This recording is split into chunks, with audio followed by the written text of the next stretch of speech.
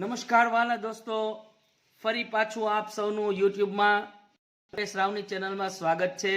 છેલ્લે વિદ્યાર્થી મિત્રો આપણે એક સાથે જુદા જુદા 3 પેપરના સેક્શન સી એટલે વિભાગ સી કેમ સોલ્વ કરવો એ જોયું હતું। એ પછી ક્વેશ્ચન વાઇઝ પણ એને કેમ સોલ્વ કરવું એ પણ જોયું હતું। એના ઘણા બધા પેપર સોલ્યુશન આપણે જોયા। સેક્શન સી છે એ ક્વેશ્ચન નંબર 32 થી કે क्वेश्चन नंबर 44 सुधी चाले छे। आ क्वेश्चन 32 થી 44 सुधी चाले छे, जेनी आपणे घणी बधी चर्चा करी। आ सेक्शन सी ग्रामर नो हतो। एवी ज रीते सेक्शन डी ए पण ग्रामर नो छे। आ सेक्शन आखो छे एमां समजवा जेवी वात ई छे के अहींया क्वेश्चन नंबर 45 થી क्वेश्चन नंबर 54 सुधीना प्रश्नो छे। मित्रों, विद्यार्थी मित्रों, તમે જોઈ શકો છો કે 45મો પ્રશ્ન છે, turn the following dialogue into indirect speech. એક ડાયલોગ આપ્યો છે એને ઇનડાયરેક્ટમાં ફેરવવાના છે 3 માર્ક્સ। 46, 47 ને 48 ક્વેશ્ચન એમ કહે છે કે join the sentences using the appropriate કન્જક્શન્સ in the brackets. કૌંસમાં આપેલા સંયોજકોનો ઉપયોગ કરીને વાક્યને જોડવાનો છે। આપણે કન્જક્શન્સના લગભગ 10 વિડીયો જોયા, એના ઉપરથી આનું રૂપાંતર કરવાનું છે। ક્વેશ્ચન 49 એટલે 49મો એમ કહે છે કે rewrite the paragraph correcting the underline words. 3 માર્ક્સનો છે। એનો મતલબ એમ કે અહીંયા કોઈ એક અંડરલાઇન આપી છે, 1, 2 ને 3, અહીં 3 અંડરલાઇન આપી છે, 3 માર્ક્સ છે, દરેકના 1-1 માર્ક્સ છે। આ ત્રણેય અંડરલાઇન છે એમાં કંઈક ભૂલ છે, એ ભૂલ સુધારીને આપણે ફરીથી લખવાની છે। क्वेश्चन नंबर 50 एम के छे डू एज डिरेक्टेड कह्या प्रमाणे करो। 4 मार्क्सनो छे। आ क्वेश्चननी पण आपणे घणी बधी विशिष्ट रीते चर्चा करी। सिंग्युलर होय तो एने प्लुरल करी देवानुं, प्लुरलमांथी सिंग्युलर करवानुं, एक्टिवमांथी पेसिव के पेसिवमांथी एक्टिव करवानुं, अथवा तो एकवचननुं बहुवचन, बहुवचननुं एकवचन, सर्वनाम बदलावानुं, विशेषण बदलावानुं। अने आ रीते आ क्वेश्चननी पण आपणे घणी बधी चर्चा करी छे। एमां तमे जोई शको छो के एमां केमांथी शुं करवुं एनी आपे पण तमने एनुं एक वाक्य आपशे। ए वाक्य केवुं होई शके जो सांभळो। 50मा क्वेश्चननी नीचे आपेलुं छे के बिगिन लाइक धीस। आ प्रमाणे चालू करो। His fees could not be पछी डैश डैश डैश करीने आ एक वाक्य एणे तमने फेरवी दीधुं छे। ई क्यू छे ई आपणने नहीं खबर पड़े, ई केम एने फेरव्युं ई आपणने नहीं खबर पड़े। खास नोट करजो के आना 4 मार्क्स आपणने मळशे। आगळ आपणे आ क्वेश्चननी घणी बधी चर्चा करी। एवी ज रीते 51मो क्वेश्चन जुओ। आखो पेरेग्राफ आप्यो छे बिगिन्स लाइक धीस। आ प्रमाणे शरू करो। इट वॉज करीने एने आपी दीधुं छे। तो अहींया वर्तमान काळ होय तो एने भूतकाळमां फेरववानुं आवे, अथवा तो कोईपण प्रकारनो काळ फेरववानो आवे। आवा प्रकारना वाक्यो छे तो ए આપણે આપણી પ્રેક્ટિસ કરશું એમ વધારે તમને ફાવશે, આવડશે। પછીનો ક્વેશ્ચન છે એ ક્વેશ્ચન નંબર 52 જુઓ। એમ કહે છે કે select the questions to gate underline fresh as there answers. 3 માર્ક્સનો છે। અહીંયા એક આખું વાક્ય આપ્યું છે, એ વાક્યમાં ચોક્કસ જગ્યાએ અંડરલાઇન કરવામાં આવેલી છે ને જે અંડરલાઇન કરવામાં આવેલી છે એના આધારે તમને પ્રશ્ન પૂછ્યો હશે। આપણે આગળ ફંક્શન જોયા। ફંક્શનમાં પ્રશ્નવાળા વાક્યને વિધાનમાં કે એના જવાબ કેમ અપાય જોયું હતું। અહીંયા આ ક્વેશ્ચન પણ આખો ફંક્શન બેઝડ જ છે। આ 3 માર્ક્સ પણ ફંક્શન બેઝડ જ છે। પણ અહીંયા વાક્ય ઉપરથી પ્રશ્ન ગોતવાના છે, એટલે એના જવાબ ગોતવાના છે। અહીંયા પણ તમને A, B, C ને D એવા 4 વિભાગ આપ્યા હશે। आ 3 प्रश्नों ए एमसीक्यू प्रकारना छे। पण खास नोट करो एना जवाबो एमसीक्यू नी जेम आंसर 52 आंसर ए एम लखवानुं नथी, 53 आंसर बी एम नथी लखवानुं, 54 आंसर सी एम लखवानुं नथी।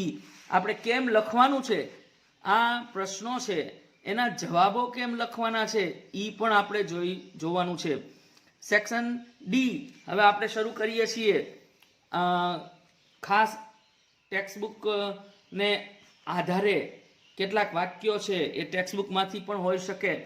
તો આ આખો જે સેક્શન છે 3 દુ 6, 3 તેરી 9, 3 ચોક 12 ને 1 13 અને અહીંયા 14, 15 ને 16, એટલે આ સેક્શન ડી આખો છે એ 16 માર્ક્સનો પૂછે છે, ખાસ નોટ કરો. આ પહેલી વાત.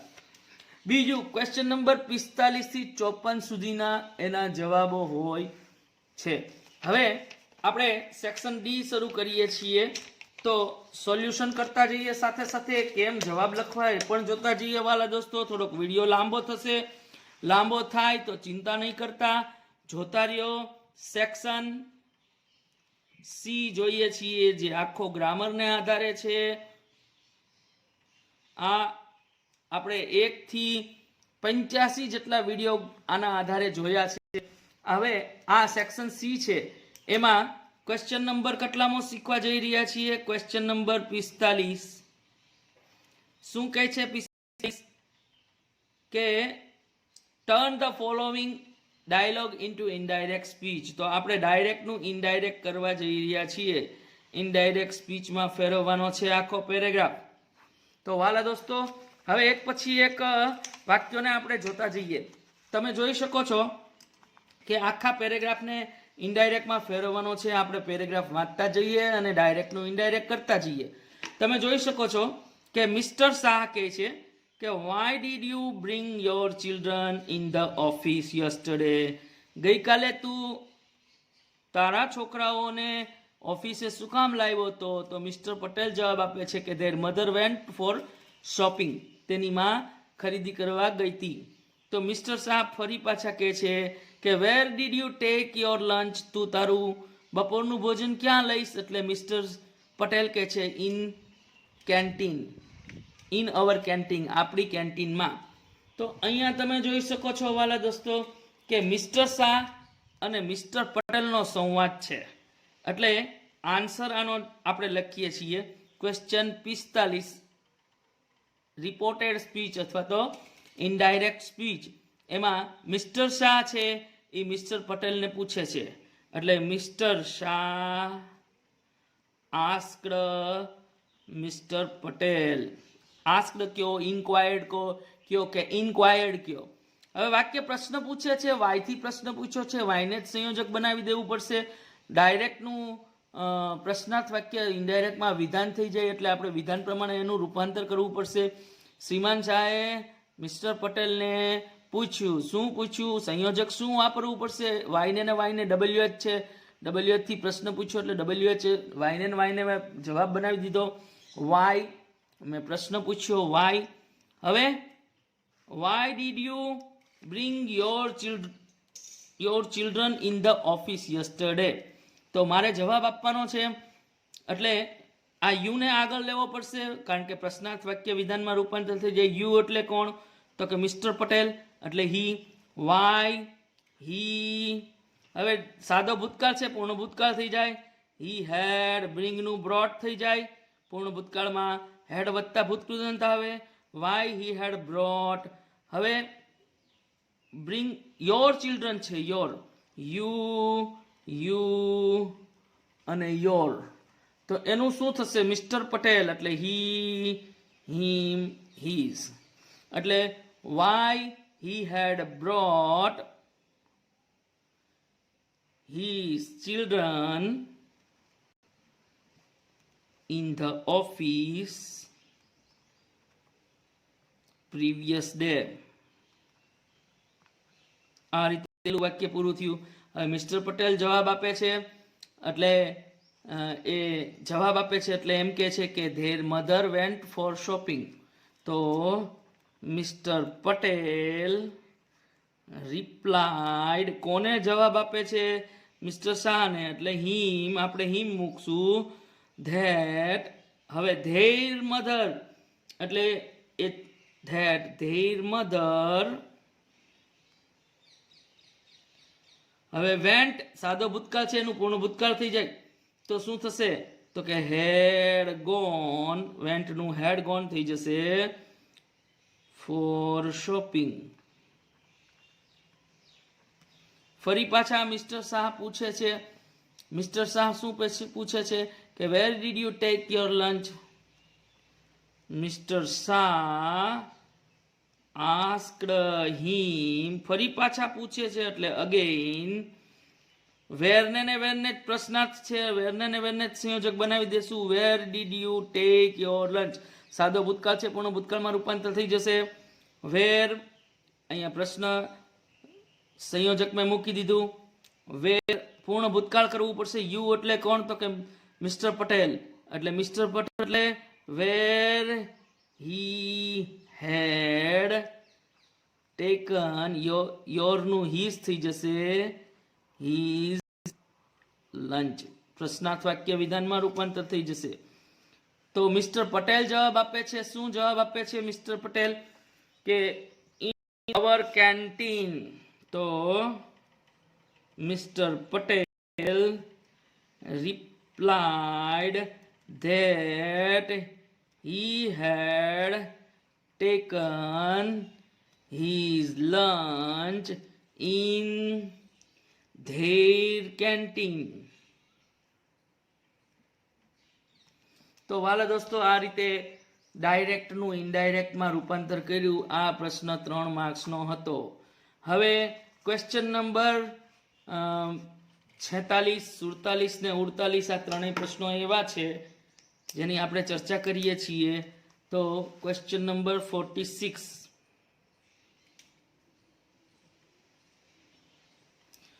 46, 47 અને 48 આ ત્રણ પ્રશ્નોને સમજીએ આપણે. 46 એમ કહે છે કે દર્શનાથ લોસ્ટ હિઝ વાઇફ. શું કહે છે? Darshanath lost his wife. He was terribly sad. Though, so that અને સિન્સ વાપરવાનું છે. તો જુઓ તમે, અહીંયા કોઈ વિરોધાભાસ નથી. કારણ દર્શક છે પણ અનુસંધાન કારણ દર્શક છે એટલે આન્સર સિન્સ આવશે. તો મારે જવાબ લખવો પડશે 46 નો કે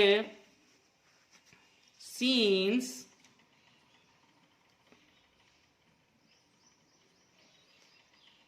Darsnath lost his wife,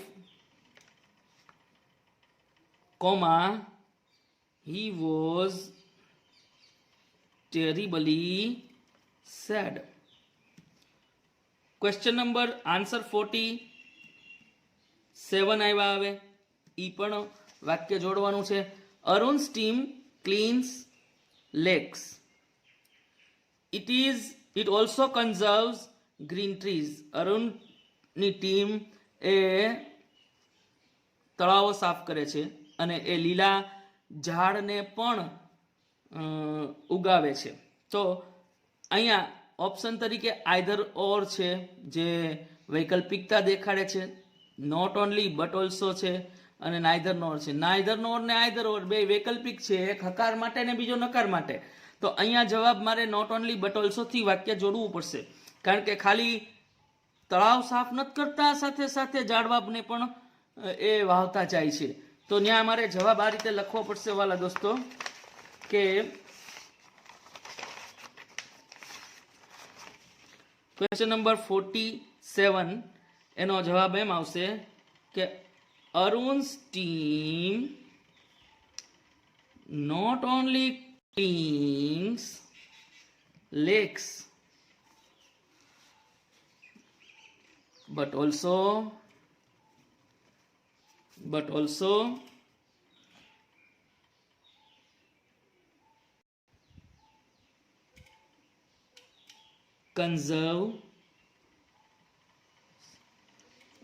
conserves green trees. પછીનો ક્વેશ્ચન છે એ શું કહે છે સાંભળો. 47 પછી આન્સર 48 જોઈએ.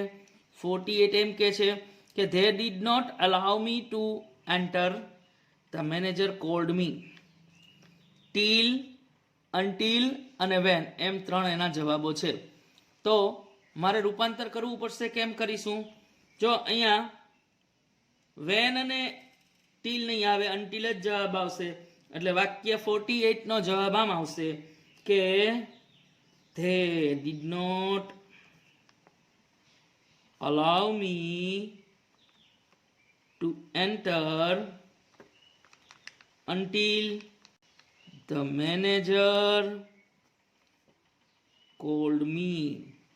જ્યાં સુધી મેનેજર મને બોલાવે નહીં ત્યાં સુધી તેણે મને અંદર આવવાની ના પાડી. પછીનું વાક્ય જુઓ, નંબર 49. ક્વેશ્ચન નંબર 49 એમ કે છે કે rewrite the paragraph correcting the underline words. Question number 49 એની સૂચના અહીંયા લખી નાખવાની. Rewrite the paragraph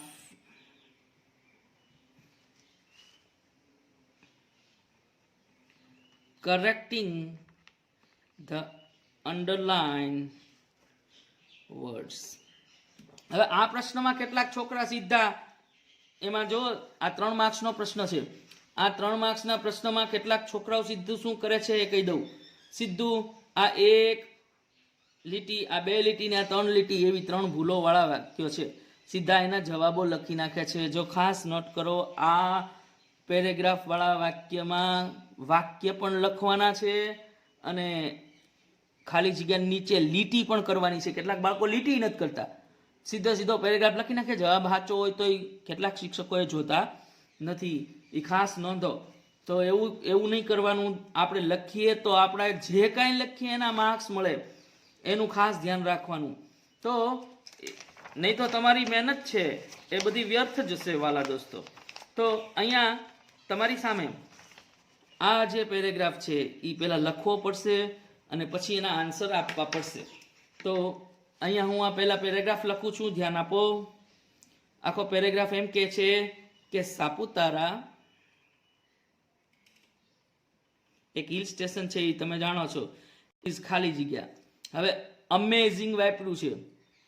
is amazing, different in monsoon.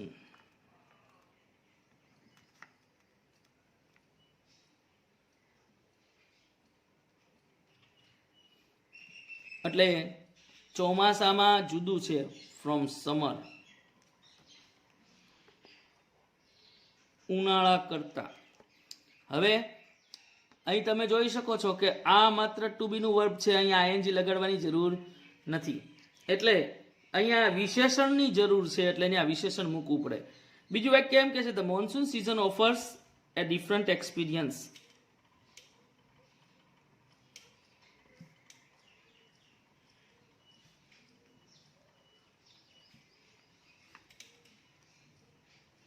Different experience by. હવે એને બીજી જે ભૂલ કરી છે એમાં બાયની નીચે અંડરલાઈન કરી છે, જે પ્રિપોઝિશનની ભૂલ છે. આપણે પ્રિપોઝિશનના જુદા જુદા 7 વિડીયો જોયા, તો અહીંયા બાય ન આવે એ ખાસ ધ્યાન રાખવાનું છે. આપણે આન્સર આપીએ ત્યારે ફોગ એટલે દેડકા, એન્ડ ક્લાઉડ્સ એટલે વાદળા, frog and clouds,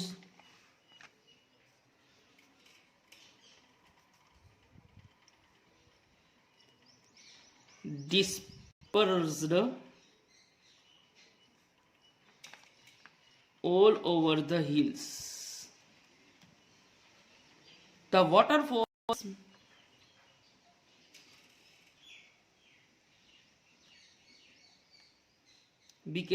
become mighty and ખાલી જગ્યા. હવે ન્યાય લખે છે everyone becomes a smoothing green.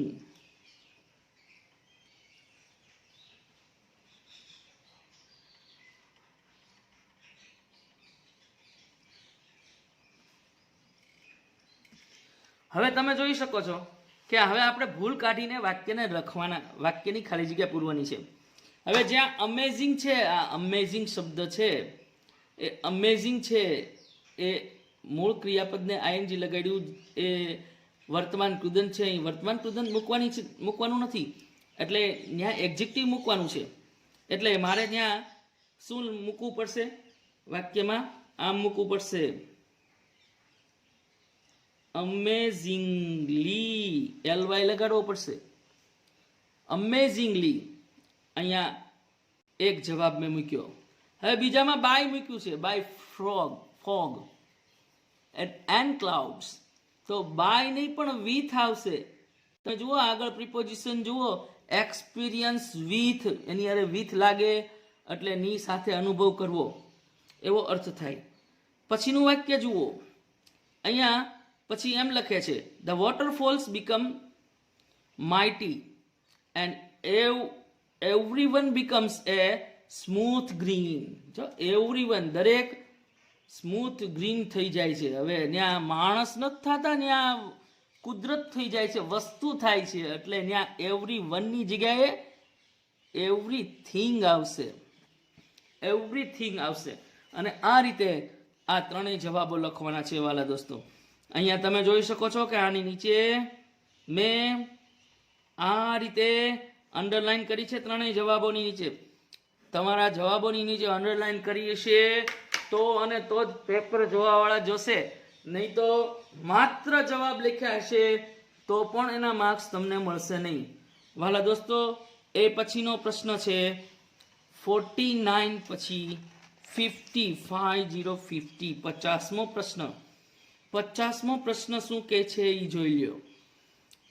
Do as directed કહ્યા પ્રમાણે કરો. આખો ક્વેશ્ચન વાંચું છું, ધ્યાન આપો. પહેલા શું કહે છે કે the boy could not pay his fees for higher education because of his poor economic condition.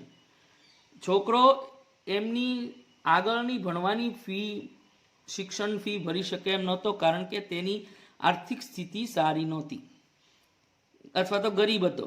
One of the businessman એટલે કે ઘણા બધા ધંધાદારીઓમાંના એક વુડ હેલ્પ હિમ, એને મદદ કરવા ઈચ્છતા હતા. The businessman had made some arrangement for hostel before the boy reached the town. છોકરો શહેર પહોંચ્યો એ પહેલા એ ધંધાદારી માણસોએ એને હોસ્ટેલ માટેની નું ગોઠવણ પણ કરેલી હતી, એવું વાક્ય છે અહીંયા. તમે જોયું હોય તો આ વાક્ય છે જૂની ટેક્સ્ટબુકનું હતું અને એ આ આખો પેરેગ્રાફ એમાંથી જ લેવામાં આવેલો છે. હવે એના ઉપરથી એને વાક્યને એને ક્વેશ્ચન ડુ એઝ ડિરેક્ટ કેમાં ફેરવવા માંગે છે એ સમજવાનું છે. આ વસ્તુ આપણા મગજથી સમજવાની છે. જો આ આપણને નહીં સમજાય તો કાંઈ નહીં આવડે. આમાં એમ નથી કહેતા કે આ પેરેગ્રાફ એક્ટિવ છે એનો પેસિવ કરો. આ પેરેગ્રાફ છે એ ટુ બી ના વર્તમાન કાળના રૂપમાં છે એને ભૂતકાળમાં કરો એમ નથી કરતા, પણ એક વાક્ય ફેરવીને દેખાડે છે. એ વાક્યને આપણે સમજવાનું છે. વાક્ય શું ફેરવીને દેખાડે છે? બિગિન લાઈક ધીસ, આ રીતે રજૂ કરો કે his fees could not be. તો અહીંયા તમે જોઈ શકો છો કે હિઝ ફીઝ એટલે વાક્ય છે એ પેસિવ બનાવવાની વાત કરે છે. હવે આ પેસિવ બનાવવાની વાત થાય છે એટલે આપણે આખા પેરેગ્રાફને પેસિવ કરવો પડશે. એટલે ક્વેશ્ચન નંબર 50, જેમાં 50 અને 51 બે પ્રશ્નો છે. Question number 50 do as directed કહ્યા પ્રમાણે કરો, 4 માર્ક્સનો છે. તો આ પ્રશ્ન છે એને આપણે બે પ્રશ્નોને સમજીને આગળ વધીએ. શું કહે છે સાંભળો. વાક્ય છે ઈ એક્ટિવ છે એને પેસિવ કરવાનું છે. હિઝ ફીઝ કુડ નોટ, તો આનો આન્સર આમ લખવો પડશે હિઝ ફીઝ કુડ નોટ. હવે જો હિઝ ફીઝ કુડ નોટ, આ હિઝ ફીઝ એટલે કર્મ શું છે? તેની ફી. તો હિઝ ફીઝ એટલે કર્મને એણે કર્તાના સ્થાને લીધો. હવે આપણે શું કરવું પડશે? તો વાક્યમાં પેસિવ છે એટલે ભૂતકૃદંત વત્તા બી વોઝ બીન લગાડવું પડશે. તો અહીંયા કુડ છે એ કુડ નોટ બી, અહીંયા એને બી લગાડી દીધું છે. His fees could not be, his fees could not be paid.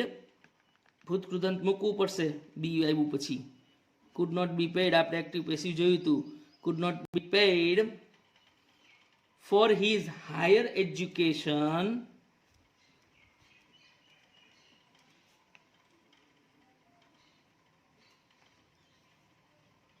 for his higher education કોના દ્વારા નથી ફીસ થતી? By the boys,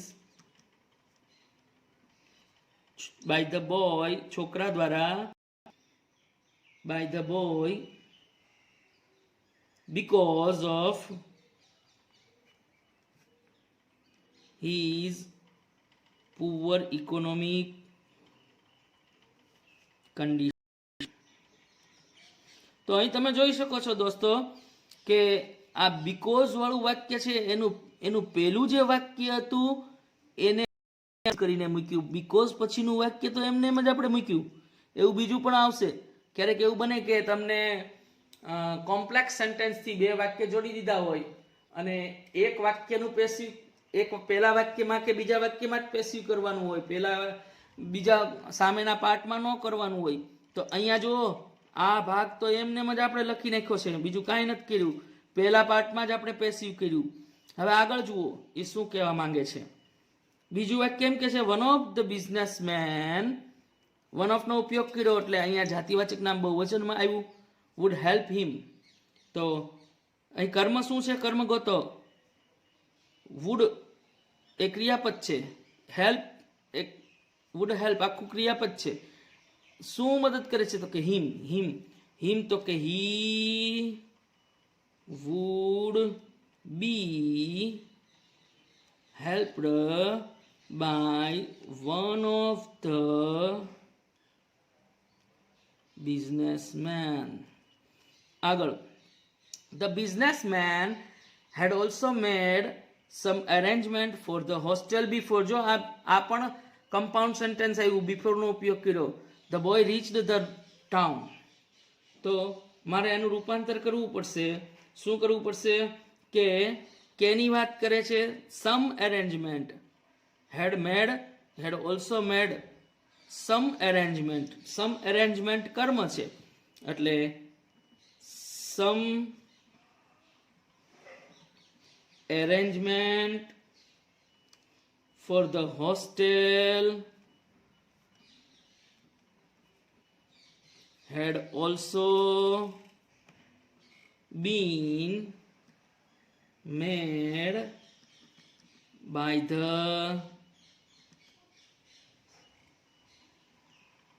businessman before the boy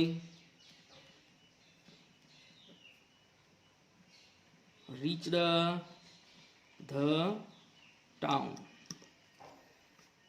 બરોબર છે.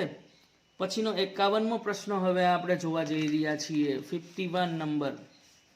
51મો પ્રશ્ન એમ કે છે કે ઇટ ઇઝ રેઇનિંગ નાઉ. વરસાદ આવી રહ્યો છે. The children are enjoying rain bath. બાળકો છે એ વરસાદનો નાવાનો આનંદ માણી રહ્યા છે. The trees are looking and fresh. ઝાડવા એ લીલા અને તાજા દેખાવા માંડ્યા છે. Some animals have taken shelter under the trees. કેટલાક પ્રાણીઓએ ઝાડવાની નીચે આશરો લીધો છે. begins like this. હવે આ રીતે શરૂ કરો. તો એને કેવી રીતે શરૂ કર્યું છે? અહીંયા ઇટ ઇઝ થી શરૂ થયું છે, અહીંયા ઇટ વોઝ થી શરૂ થયું છે. એટલે આ ટુ બી નું વર્તમાન કાળનું રૂપ છે, એને ટુ બી ના ભૂતકાળના રૂપમાં રૂપાંતર કર્યું છે. તો આપણે એનો જવાબ આપશું. કેવી રીતે આપશું? જો ધ્યાન આપો. એનો જવાબ આપણે આમ આપશું. સોરી, કાગળ પૂરું થઈ ગયું, બીજું કાગળ લઉં છું. હવે વાક્યનું રૂપાંતર કરશું તો કેમ કરશું? તો કે ક્વેશ્ચન નંબર 51 છે. શું કે છે? ઇટ વોઝ, ઇટ ઇઝ નું આપણે શું કરી નાખ્યું? ઇટ વોઝ રેઇનિંગ એટલે વરસાદ આવી રહ્યો છે. નાવ વર્તમાન કાળનું રૂપ છે તો એનું ધ્યાન કરવું પડશે. ધ્યાન ભૂતકાળ કરવું પડશે કારણ કે આ ટુ બી નું વર્તમાન કાળ ઇઝ છે એટલે નાવ વપરાણું. હવે વોઝ વાપરીએ તો ધ્યાન વાપરવું પડે, ભૂતકાળનું રૂપ વાપરવું પડે. The children are enjoying rain bath, તો આર નું વેર કરવું પડશે સાદા ભૂતકાળમાં ફેરવવા માટે. ચાલુ ભૂતકાળ, અહીં ચાલુ ભૂતકાળમાં રૂપાંતર થઈ જશે. ધ ચિલ્ડ્રન આર નું વેર થઈ જશે, વેર એન્જોયિંગ રેન બાથ. આગળ હવે શું કહે છે કે Trees are looking green and fresh. The trees were looking